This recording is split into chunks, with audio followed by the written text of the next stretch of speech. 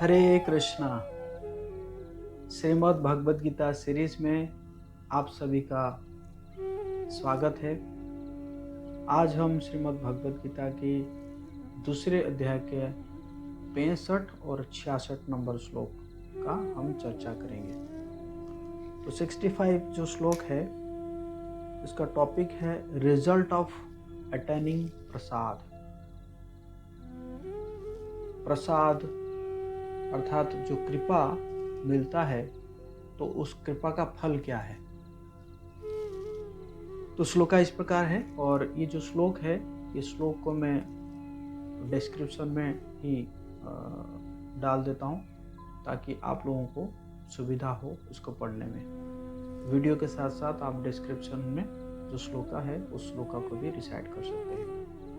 तो चलिए हम स्टार्ट करते हैं। 65 नंबर श्लोक है दूसरे अध्याय का। प्रसादे सर्वदुःखानां हानिरस्योपजायते प्रसन्नचेतसो ह्यासु बुद्धिपर्यवतिष्ठते। तो अनुवाद इस प्रकार है कि इस प्रकार से कृष्ण भावनामृत में तुष्ट व्यक्ति के लिए संसार के तीनों ताप नष्ट हो जाते हैं। जो कृष्ण भावनामृत में तुष्ट रहता है, आनंदित रहता है, उसके लिए संसार के जो 3 ताप है। क्या है 3 ताप? आधि भौतिक, आधि दैविक और आध्यात्मिक। आधि भौतिक मतलब जो कि दूसरे जीवों द्वारा जो कष्ट मिलता है। आध्यात्मिक अपने मन और शरीर से जो कष्ट मिलता है।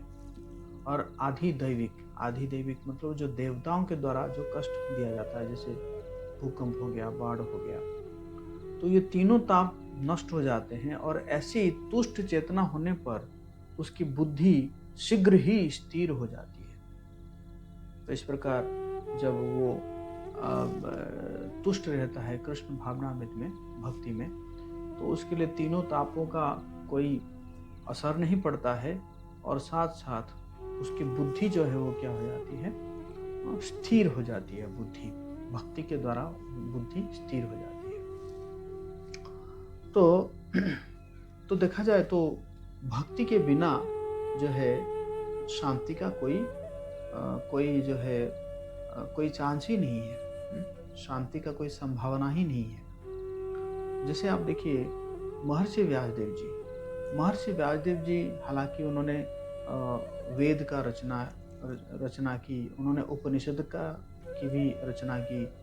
उन्होंने जो है क्योंकि वेद उपनिषद इसको बहुत बुद्धि और ज्ञान वाले व्यक्ति समझ सकते हैं, इसलिए उन्होंने अल्प बुद्धि जिनका है उनके लिए उन्होंने महाभारत का भी रचना किया। जैसे जो है उसको सभी जो जिनका अल्प बुद्धि है वो भी पढ़ के समझ सकते हैं। और इतना सब करने के बावजूद भी उनको जो है वो शांति नहीं मिल रही थी। उनको इतना सब कार्य करने के बावजूद भी ही वॉज नॉट हैप्पी, वो सुखी नहीं थे। तो उन्होंने फिर सोचे कि जब मैं खुद सुखी नहीं हूँ तो मैंने जो लिखा है, ये जो सब लिखा है, इसको पढ़ के कौन सुखी होगा। तो फिर उसका कारण उनको पता चला कि उन्होंने भक्ति के बारे में कहीं पे भी प्रमुख रूप से लिखा नहीं है। क्योंकि जो भक्ति है वो भक्ति जीवों को भी प्रिय है और भक्ति जो है भगवान को भी प्रिय है। तो फिर उन्होंने श्रीमद् भागवतम का जो है संकलन किया। तो इसका मतलब ये है कि भक्ति के द्वारा ही व्यक्ति की जो है शांति उसको उपलब्धि हो सकता है और उसको सुख मिल सकता है, उसका बुद्धि भी स्थिर हो सकता है। और अगर भक्ति नहीं करेगा तो क्या होगा? तो उसके अगले श्लोक में भगवान कह रहे हैं, इस श्लोक बहुत इंपॉर्टेंट है। इस श्लोक को मैं कई जगह में जो है इसको रेफरेंस देता हूँ। 66 नंबर श्लोक। नास्ति बुद्धिरयुक्तस्य न चायुक्तस्य भावना न चाभावयतः शांतिर् अशांतस्य कुतः सुखम। अगर कोई व्यक्ति भगवान से कनेक्टेड नहीं होता है, भक्ति नहीं करता है, तो उसके लिए क्या होगा? भगवान कह रहे हैं, जो कृष्ण भावनामृत में परमेश्वर से संबंधित नहीं है, उसकी न तो बुद्धि दिव्य होती है, अगर वो कनेक्टेड नहीं होगा सुप्रीम से, तो उसकी बुद्धि जो है वो दिव्य नहीं होगी। बुद्धि देखिए, बुद्धि तो सबके पास है। कई कई चीज़ों में लोग एक्सपर्टीज ले लेते हैं, एक्सपर्ट बन सकते हैं ना। जैसे आप देखेंगे कि कोई हो सकता है कि जो है इवन जो है टायर जो टायर पंक्चर हुआ है या ट्यूब पंक्चर हुआ है, उसको वो जो है बहुत एक्सपर्टली कर सकता है। या आप लोगों ने देखे होंगे कहीं पे बहुत सुंदर आइसक्रीम बनाता है, या बहुत फास्ट डोसा बनाता है। तो ये तो भौतिक बुद्धि तो बहुत लोगों के पास है। भौतिक बुद्धि तो इवन जो है क्रिमिनल के पास भी है, लेकिन उस बुद्धि की बात नहीं हो रही है। यहाँ पे किस बुद्धि की बात हो रही है कि दिव्य बुद्धि, जो कनेक्टेड होता है भगवान के साथ, उसके अंदर दिव्य बुद्धि होती है। लेकिन अगर कनेक्टेड नहीं होता है तो उसके अंदर बुद्धि दिव्य नहीं होती है। और ना ही मन स्थिर होता है। बुद्धि दिव्य नहीं होगी तो मन भी स्थिर नहीं होगा, और मन अगर स्थिर नहीं होगा तो शांति का कोई संभावना नहीं है कि नहीं? और शांति अगर नहीं है तो सुख भी नहीं है। अगर भगवान से कोई कनेक्टेड नहीं है, उसकी बुद्धि दिव्य नहीं होगी। बुद्धि दिव्य नहीं होगी तो मन स्थिर नहीं होगा। मन स्थिर नहीं होगा तो शांति का कोई संभावना नहीं है। और शांति के बिना सुखी कैसे हो सकता है? भगवान कह रहे हैं, शांति के बिना सुख हो भी कैसे सकता है? तो इसका मतलब क्या है? श्रील प्रभुपाद जी इस जो तात्पर्य में बता रहे हैं कि अगर कोई कृष्ण भावना में तो नहीं है, तो उसको उसके जीवन में शांति का कोई संभावना ही नहीं है। और इस शांति का फॉर्मूला भी भगवान एक और जगह में दे रहे हैं। भगवद गीता में 5वें अध्याय का 29 नंबर श्लोक में भगवान जो है ये शांति का भी एक फॉर्मूला दे रहे हैं। भोक्तारम यज्ञ तपसाम सर्वलोक महेश्वरम, है ना, कि मुझे जो है, जो जानता है कि मैं भोक्ता हूँ या मैं जो है सर्वलोक महेश्वर हूँ, है ना, और सुहृतम सर्वभूतानाम ज्ञात्वा माम शांतिम पृच्छति, और वो जानता है कि मैं जो हूँ सभी जीवों का मंगलकारी हूँ या शुभ चिंतक हूँ, मैं सुहृत हूँ, अर्थात है ना, मित्र से भी ऊपर, वेल विशर जिसको कह सकते हैं। तो ये अगर कोई जानता है कि भगवान जो है भोक्ता है, परम भोक्ता है, भगवान सर्वलोक के महेश्वर है, और भगवान जो है सभी जीवों का हित करने वाले हैं, सुहृत, तो ये कोई अगर जानता है तो भगवान कह रहे हैं कि वो ज्ञात्वा माम शांति पृच्छति, ये ज्ञान जिसको हो जाता है वो शांति में रहता है। तो प्रभुपाद जी कह रहे हैं कि अगर कोई कृष्ण भावना भावित नहीं है तो उसके लिए जीवन का कोई लक्ष्य नहीं, उसके लिए जीवन का कोई लक्ष्य नहीं है। इसीलिए उसका जो है, क्योंकि उसका जीवन का लक्ष्य नहीं है तो उसका मन का भी कोई लक्ष्य नहीं है।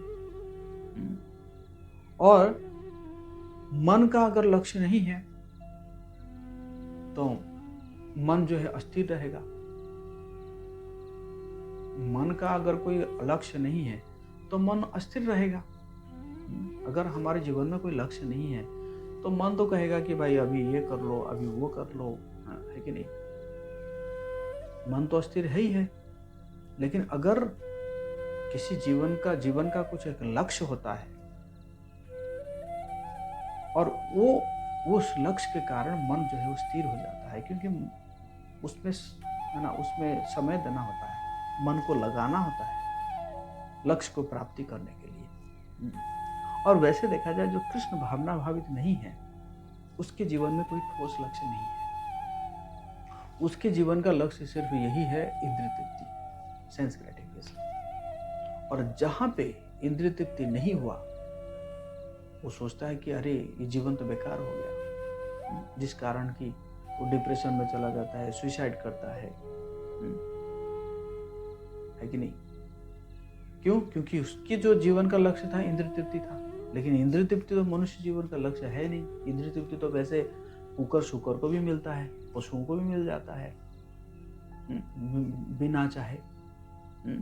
इसलिए अब भगवान ऋषभदेव कह रहे हैं तपो दिव्य न पुत्र काय न, जो ये मनुष्य जीवन किस लिए मिला है? तपस्या करने के लिए मिला है। तो इसी प्रकार जो है यहाँ पे बताया जा रहा है कि कृष्ण भावना भावित जो होता है उसके जीवन में एक गोल होता है, एक लक्ष्य होता है, और उस लक्ष्य प्राप्ति की ओर वो जाता है। हो सकता है कि वो बहुत कुछ जो है, जो भी सांसारिक कर्म करता होगा, लेकिन उसके जीवन का लक्ष्य उसको पता है कि हाँ, जीवन में लक्ष्य हमारा मनुष्य जीवन का यही है, ईश्वर प्राप्ति। उसके लिए जो भी वो काम करता है, लेकिन वो लक्ष्य जो है उसका जीवन में रहता है। लेकिन जो कृष्ण भावना में नहीं होता है, तो वो क्या होता है? उसके जीवन का लक्ष्य है इंद्रिय तृप्ति, सेंस ग्रेटिफिकेशन या लाभ, पूजा, प्रतिष्ठा, इसी प्रकार।